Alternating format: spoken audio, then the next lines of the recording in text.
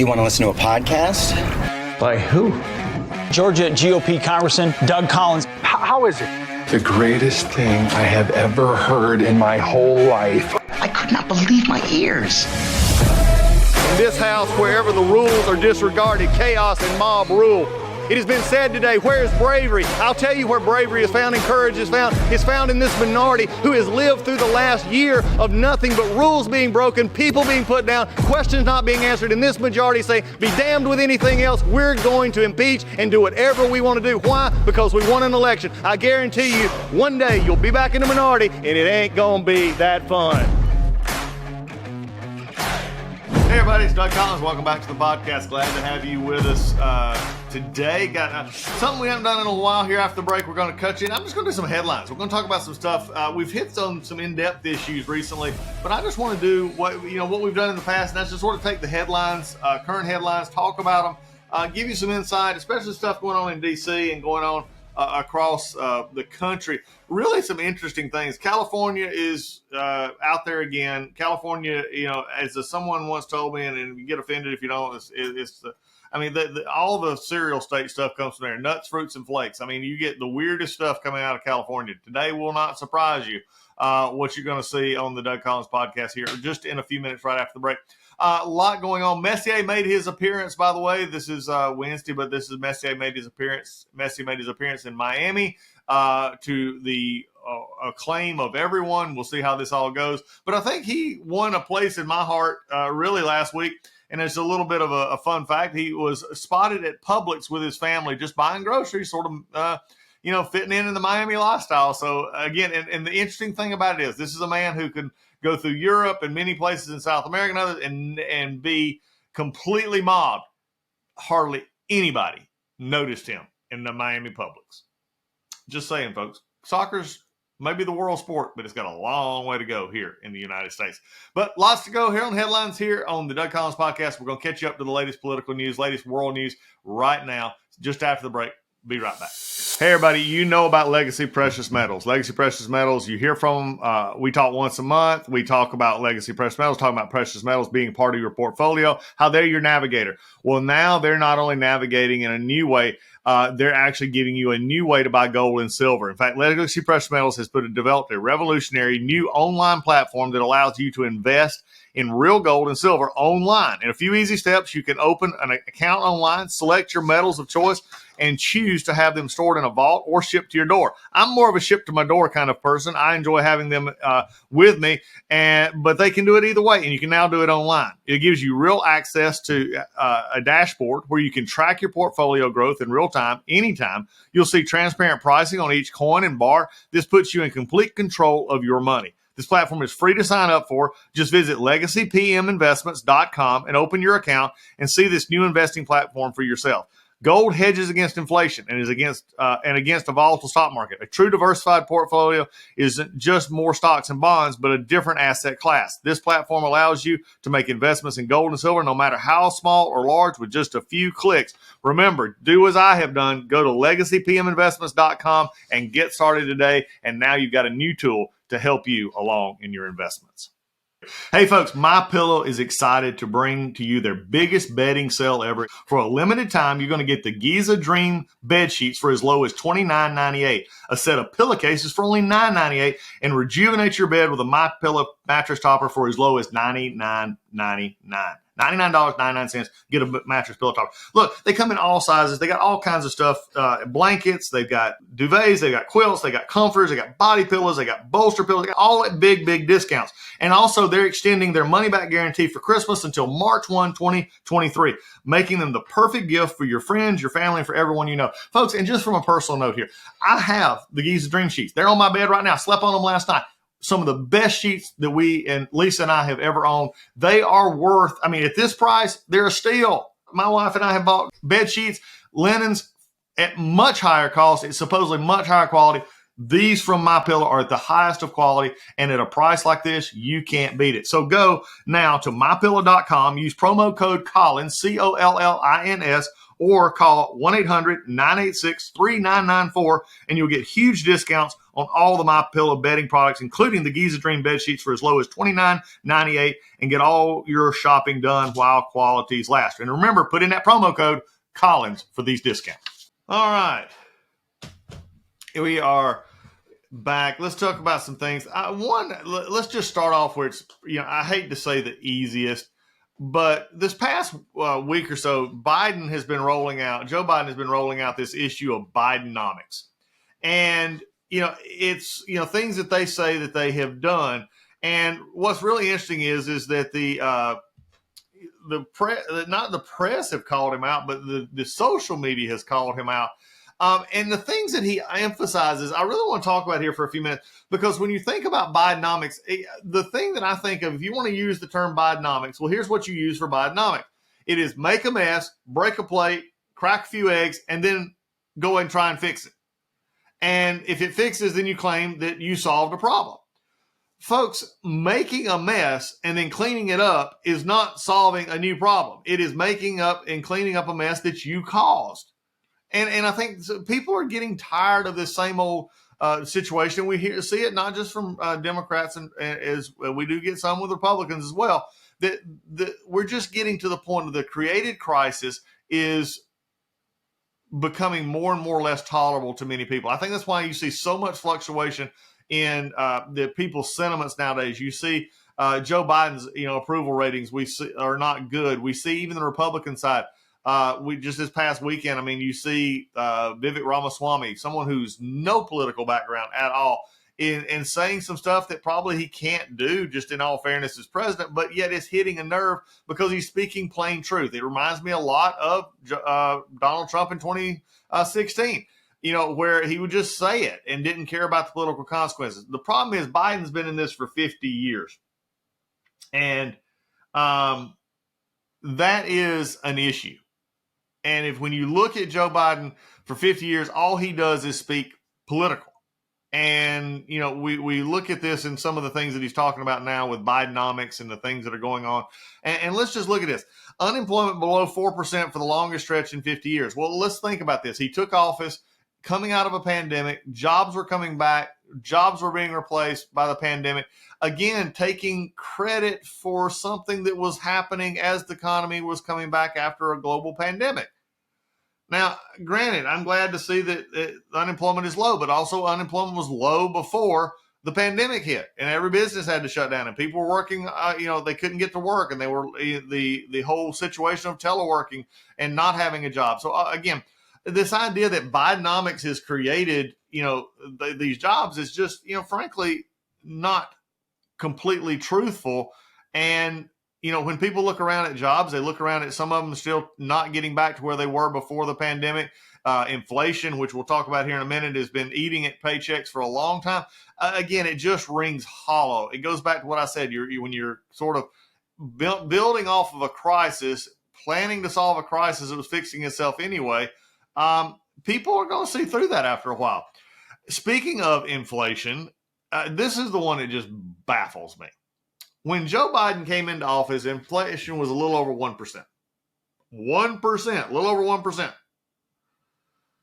It spiked tremendously because of what Joe Biden did with his economic policies, with the energy issues, with everything that was going on. It just, you can't, again, this is the classic case of make a problem, solve a problem, and then tell everybody how great you are.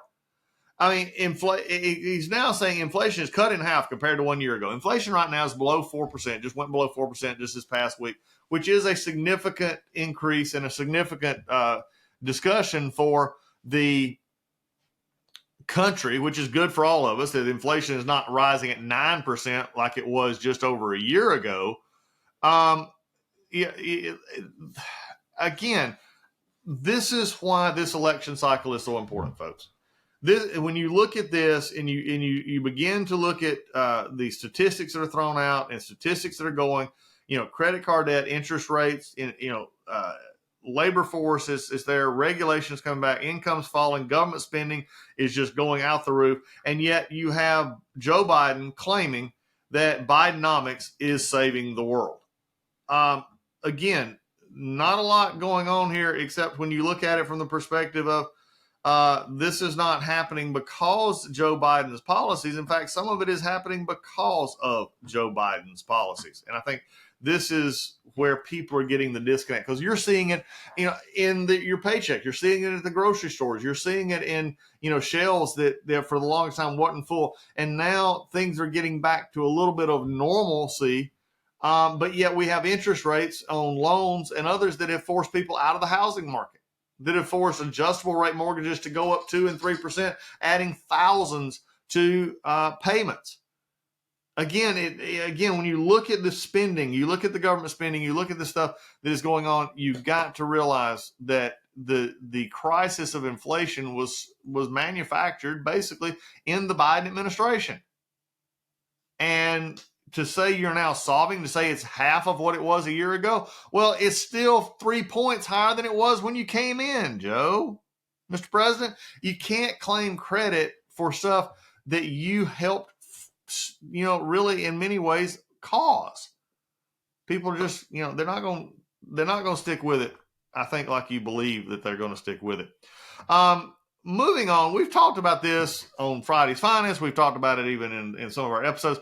It still just baffles me. Reading the headlines, you still have headlines now coming out that the White House is saying the Secret Service did its best to figure out how the cocaine got in the White House. John Kirby over the past week has said, Fox this past weekend said, they did the best they could. But there wasn't enough forensic evidence or anything else.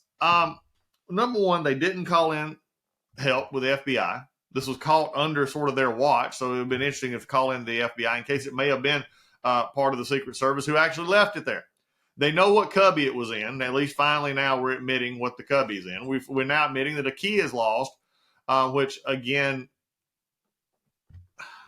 trying to figure this one out. How they can't figure this out. They're saying that it was on a weekend, that there was too much video, there's too much, but yet they never interviewed anyone. Never. They just took the evidence. They tried to get fingerprints. They tried to get, despite all the cameras, again, you would think that they could have at least narrowed it down to 25, 30. It's the weekend, folks.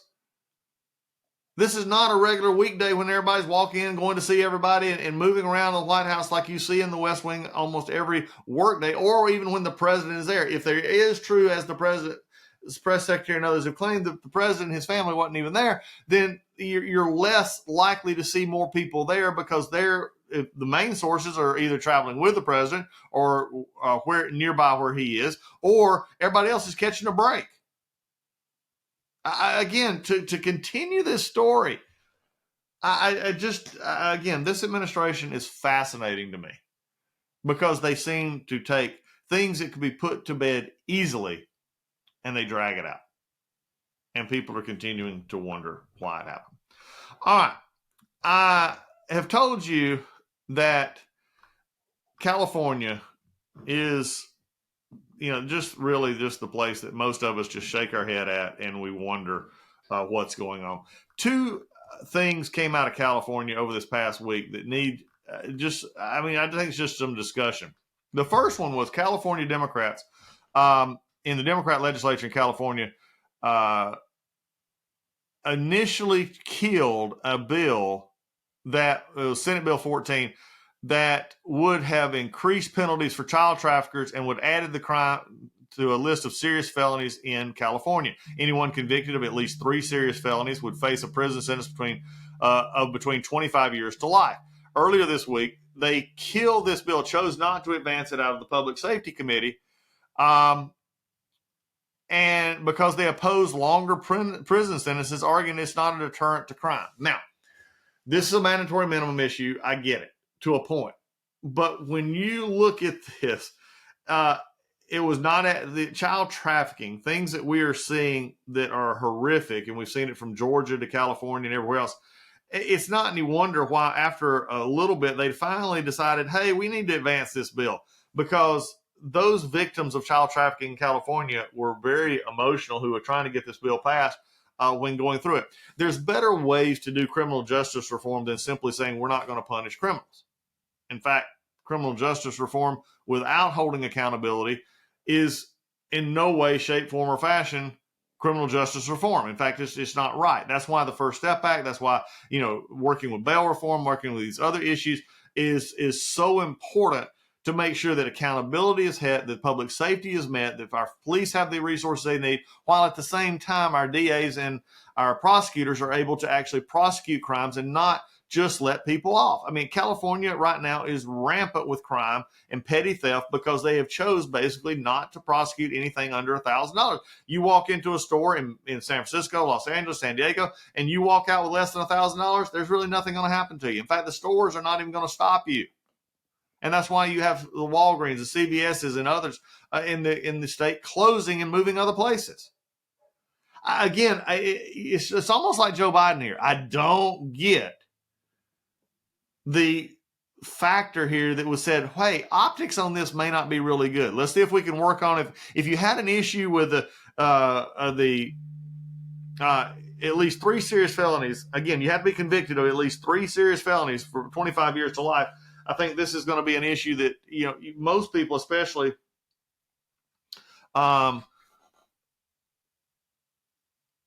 would be attuned to the fact that people are going to notice this. And again, they didn't.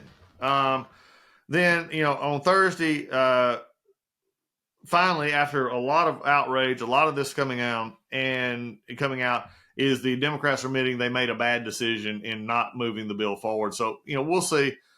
In fact, just to show you how bad this was in the legislature, which is predominantly, overwhelmingly Democrat, Gavin Newsom actually supported this bill. It was introduced by a Republican and prompting Democrats to change course after he went against the party. Again, Newsom, who is sitting and waiting, has his suits pressed, his itinerary ready. The minute he thinks that Joe Biden is not going to run this term for president, Gavin Newsom is in for running for president on the Democrat side. Actually saw this was a political issue. It was one that was not only a political issue, but is also taking something that most Americans would agree to, that trafficking, human trafficking, child trafficking is something you don't want to be a part of. It should be advanced, and probably, if you don't like the sentencing, work on the sentencing. But again, 3 serious felonies, you get the 25 to life. Maybe, we're looking at this in a different way. But again, this is California. This is what you get in the legislature. This is this grasping with paying billions of dollars in reparations that they don't have money for. Everything California basically borrows at a rate, it appears, and again, I would love to see, I've never seen this number, but I would love to see the percentage compared to the national deficit spending at California and some of these other states spending deficit spending. They do it every year. And this is the kind of stuff you get. The next one was out of the Sacramento Bee, and this one is I don't get this one. I don't. Okay. As a parent who's had 3 children, who went through public education, as a wife was a teacher, the schools should be working hand in glove with the parents. And this includes that if a child is being endangered or abused, the school system has a responsibility to report that. But in almost everything else that I can think of, it is the job of the school to reinforce education and the parent's role and having the parent involved in decisions about the child. However, California judge said, federal judge this week dismissed a lawsuit challenging, it was the Chico Unified School District's policy of protecting the gender identities of students from their parents. Judge Menendez said in a ruling that the authority of the district to safeguard the information overrode parental rights. Also, in doing so, Menendez also kept intact guidance by California school officials to shield privacy rights of transgender students. The ruling was prompted by a lawsuit in January on behalf of a citizen of the state Regino, mother of a child who was in elementary school last year. Regino's child, then 11, began identifying as a different gender, and then was assigned at birth and told the school counselor. The child later returned to being identified as gender assigned at birth. Parents, schools have the right and responsibility to make life decisions on behalf of the minor child. The lawsuit cares. Just to use our friend John Solomon and Amanda, they reported within minutes of the girl telling Robertson she felt like a boy. The counselor was asking her for her new name and pronouns rather than discussing psychological issues. The girl felt pressure to go along, and Robertson took her back to class and instructed the teacher and subsequently all personnel how to address her, Regina claims. No one in the school district reportedly suggested the girl seek mental health professional, give her permission to socially transition back, or to tell her the risk associated with graduated affirmative care, which often follow social transition. Regino's mother, Regino said her daughter is now in counseling for the issues the district ignored. I say again,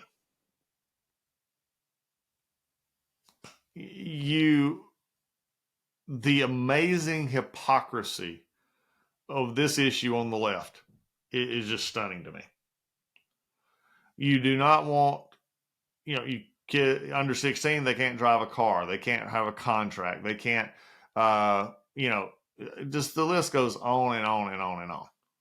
But yet you're willing to let 4, 5, 6-year-olds determine their gender as if, frankly, that's not already been determined for them. Now, if you want to, as they grow older, if they get, to adulthood and they want to identify as, fine. But this idea that the school system in California, every parent ought to really, really, really consider if they have the opportunity to move their child out of the public school system in California, they ought to. Because, if they're willing to not tell parents about something this life changing, then what else are they keeping? What else are they teaching? What else are they hiding from the parents? Maybe if you look around at the test scores, which we haven't talked about a long time on this podcast, but I'm going to get back to it pretty soon. If you talk about why we have Americans growing up who can't read, they can't do math, when we calling math racist, maybe it's better if we just encourage all students to learn how to count. We taught them math, regardless of color, regardless of their skin color, regardless of their background, regardless if they're poor, regardless if they're rich. Just teach them. But this, again, keeping this from the parents is just stunning. And then actually, upholding and continuing a ruling in which a child can go to school and say, I'm not feeling like a girl today. I feel like a boy. And the counselor doesn't even begin to ask questions. They simply started assigning them a new name and everything else. You get the feeling here and the understanding why parents are so frustrated. This is California, folks. They don't want to deal with child trafficking. Now they do, I guess, because after they got embarrassed about it, and now a judge is struck down the law that, and held up the law that basically allows school system to hide things from parents. I don't look back and say that the yesteryear, so to speak, was always good. We've had racism, we've had violence, we've had things in this country that we have struggled with. But the thing about this country is that we've always, I believe, struggled to get it right. We have different ways to go about that. We have different thoughts about that, but we've struggled to get it right. How all of a sudden the left believes that the government is the only answer and to protect the children from their own parents, especially children who are not being abused and not being exploited or not being, their parents are being parents. And they don't understand why they're losing this battle. They don't. But until, you have enough people in California and other places who are willing to take this on and willing to take this battle forward, then it's going to continue. It's going to happen. And that's just, where we are with it. It's just frustrating to see this going on in a state in which they have so many problems to start with. People are leaving by droves. San Francisco and downtown Los Angeles they're just war zones. Homelessness, public urination, public defecation. We see shops that are closing. We see people who don't want to come down there. You go into any store and everything is behind lock and key. And yet this is what the state legislature in California and then the teachers unions basically and the school systems out there think that they should do.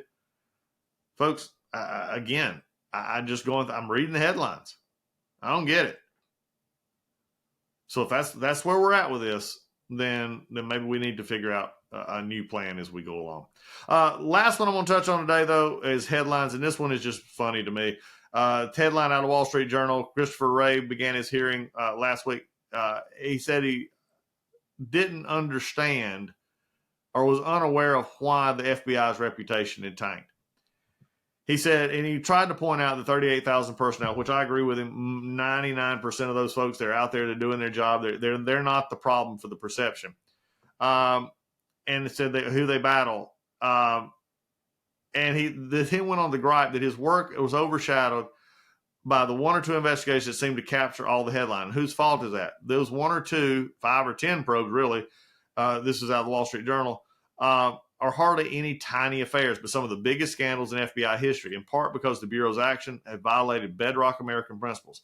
The hearing actually got into the issues of targeting pro-life leaders, targeting parents at school board meetings, the bias that is and perceived bias that seems to come from investigations of anybody that's related to the liberals or Democratic Party, the Biden family in particular, and then the overreaching and overzealous of contemplation of prosecution that it appears that most Americans are seeing when it comes to Donald Trump and Republicans. And Chris Wray, you're trying to figure out why the reputation of the Bureau is damaged?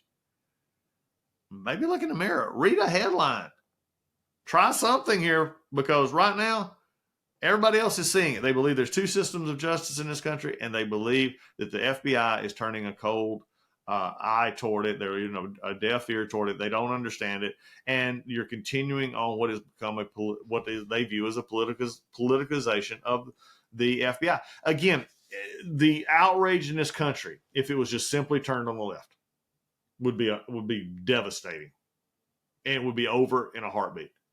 But as long as it is against the quote liberals charge that government should help, just like we talked about in California, that parents have no rights, that the government knows how to do it all, and that pro-life, free speech, and where you have the FBI actually coordinating, being messenger boys basically for the folks in Ukraine to talk to social media companies to get what they claimed as disinformation off of the social media.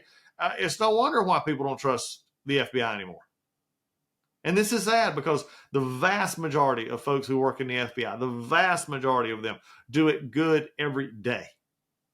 Every day. And yet this is what we get.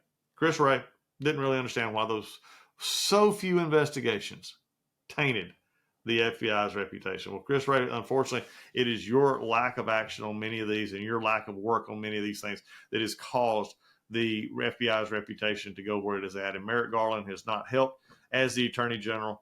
And I think that is what the American people are seeing. And this is why we have the problems we have. So again, I just took a random sampling of stories today. And again, it goes back to the theme of why are we going through this process when people can see? It's like being told, that to go outside, the sun is shining, but being told, well, really it's cloudy and bad. No, you can see it with your own eyes. And this is what people are running into these days. But that's why you come to me. That's why you come here to the Doug Collins podcast each and every week, is we give you the in-depth behind the headlines. We talk about these headlines. We talk about the facts, and we want you to have the information so that you can go out and have a wonderful day. We'll see you next time on the Doug Collins podcast.